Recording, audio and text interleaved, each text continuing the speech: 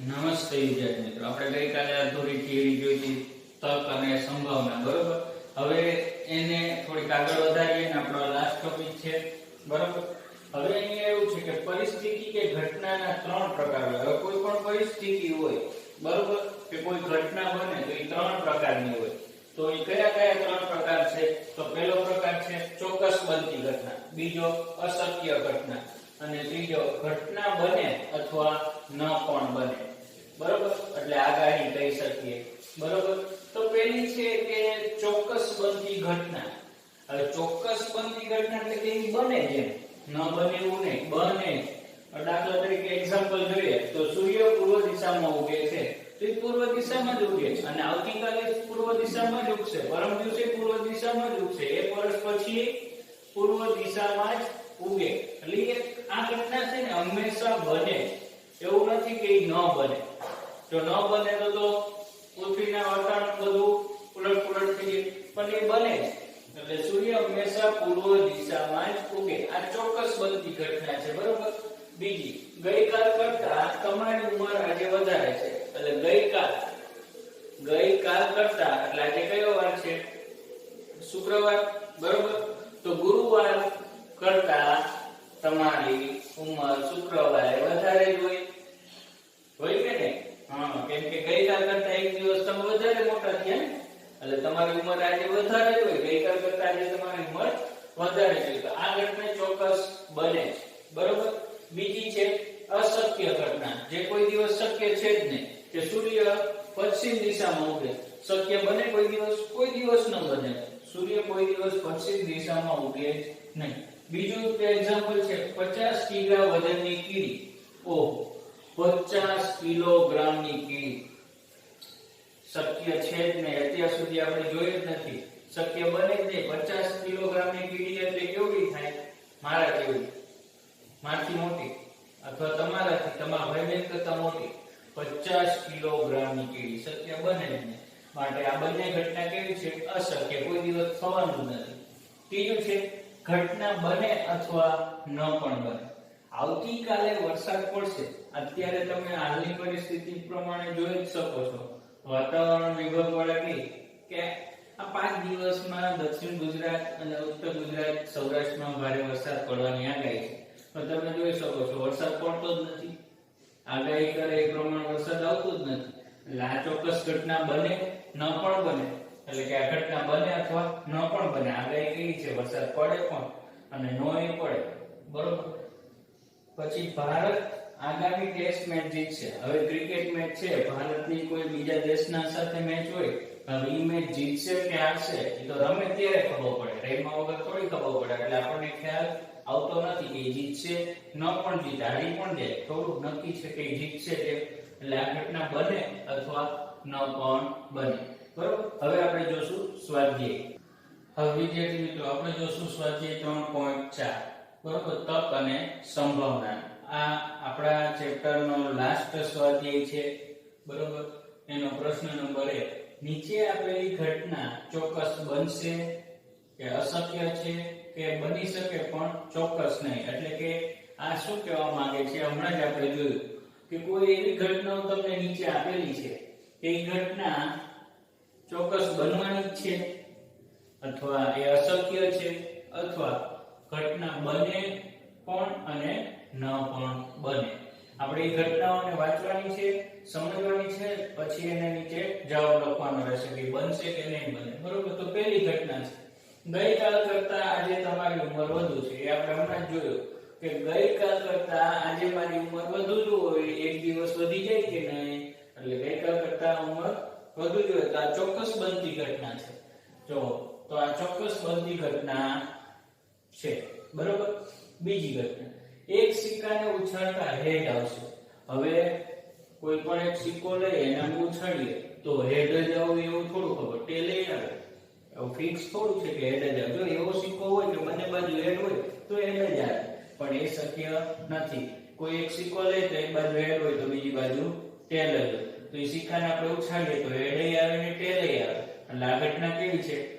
ઘટના બને અથવા ન પણ બને. હેડ જ આવે એવું ચોક્કસ કહી શકાય નહીં, બરોબર. ત્રીજું, પાસાને જ્યારે ફેંકવામાં આવે ત્યારે 8 મળશે. આ શક્ય છે નથી. કેમ? કારણ કે પાસાની અંદર ટોટલ અંક 6 સુધી જ હોય. અંક કેટલા હોય? 6. તો 8 આવે જ કેવી રીતના? એવો નવો પાસો શોધાણો હોય તો મને કહેજો. કેમ કે પાસાને જ્યારે ફેંકવામાં આવે છે ત્યારે કોઈ દિવસ 6 અંક આવે જ નહીં. 8 અંક વાળો પાસો આવ્યો જ નથી. એટલે પાસાને જ્યારે ફેંકવામાં આવે ત્યારે 8 અંક મળે જ નહીં. એટલે આ શક્ય ઘટના છે. આ ઘટના અશક્ય છે, જે થવાનું જ નથી. નંબર 4. હવે પછીની ટ્રાફિક લાઈટ લીલા રંગની દેખાશે. હવે સિગ્નલ ઉપર ઊભો હોય તો હવે પછીની ટ્રાફિક લાઈટ લીલા રંગની દેખાય એવું કોને કીધું? યલો દેખાય, રેડ દેખાય. બરોબર, એ ફિક્સ આપણે કહી શકીએ અને એ ટ્રાફિક પોલીસ વાળા જ કહી શકે. કંટ્રોલર ઉપર જે બેઠા હોય કઈ લાઈટ બતાવવાના. ઘટના બને અથવા ન પણ બને. 5. આવતીકાલનો દિવસ વાદળછાયો હશે. હવે આવતીકાલ, આજે શુક્રવાર, આવતીકાલ શનિવાર, કોને ખબર શું થવાનું છે? બરોબર, વાદળછાયું હોય, ધોધમાર વરસાદ પડે ને તડકો પડી શકે. તો ફિક્સ થોડું છે કે વાદળછાયું વાતાવરણ રહે. બરોબર, એટલે આ ઘટના બને અથવા ન પણ. વિદ્યાર્થી મિત્રો, હવે જોશું પ્રશ્ન નંબર 2. અહીંયા એક પેટીમાં 6 લખોટી છે. એટલે એક પેટી હશે, એની અંદર 6 લખોટી છે. બરોબર, જેના પર દરેક ઉપર 1 થી 6 અંક લખેલા છે. એટલે કોઈ એક લખોટી લેવ તો એના ઉપર 1 લખેલો, બીજી લખોટી લેવ તો એના ઉપર 2, ત્રીજી લેવ તો એના ઉપર 3, ચોથી લેવ તો 4, પાંચમી લેવ તો 5 અને છઠ્ઠી લેવ તો 6. તો નીચે બે સવાલ આપેલા છે. પેલું, 2 અંક લખેલી લખોટી નીકળવાની સંભાવના કેટલી? 2 અંક લખેલી લખોટી નીકળવાની સંભાવના કેટલી? હવે એક પેટીમાં 6 લખોટી છે, એમાંથી 2 અંક લખેલી લખોટી નીકળવાની સંભાવના કેટલી? તો આપણે લખોટીની કુલ સંખ્યા કેટલી છે? 6. તો 2 અંક લખેલી લખોટી નીકળવાની સંભાવના તો એક જ થાય ને, કેમ કે 2 અંક લખેલી લખોટી તો એક જ ને. એટલે પ્રયત્નોની સંખ્યા 1. કેટલામાંથી કુલ પરિણામ 6 થાય? કેમ કે ટોટલ 6 લખોટી છે, તો 6 લખોટીમાંથી એક જ નીકળે. એટલે એની સંભાવના શું થાય કે 2 અંક લખેલી લખોટી નીકળવાની સંભાવના PA બરાબર પ્રયત્નોની કુલ સંખ્યા છેદમાં પરિણામની કુલ સંખ્યા, એટલે પ્રયત્નોની કુલ સંખ્યા. તો અહીંયા PA ની જગ્યાએ 2, કેમ કે 2 અંક લખેલી લખોટી નીકળવાની સંભાવના.